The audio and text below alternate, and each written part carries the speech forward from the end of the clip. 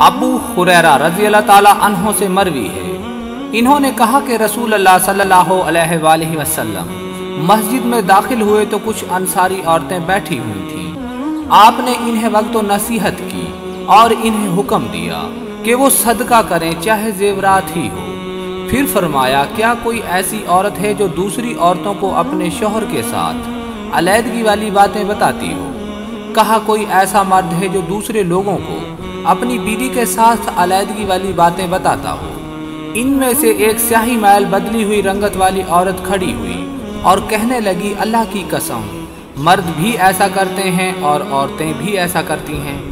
आपने फरमाया, ऐसा ना किया करो, क्या मैं तुम्हें इसकी मिसाल ना बताऊं? ये इस शैतान की मिसाल है जो रास्ते में किसी शैताना के पास आता है, इससे जमा करता है और लोग देख रहे होते हैं।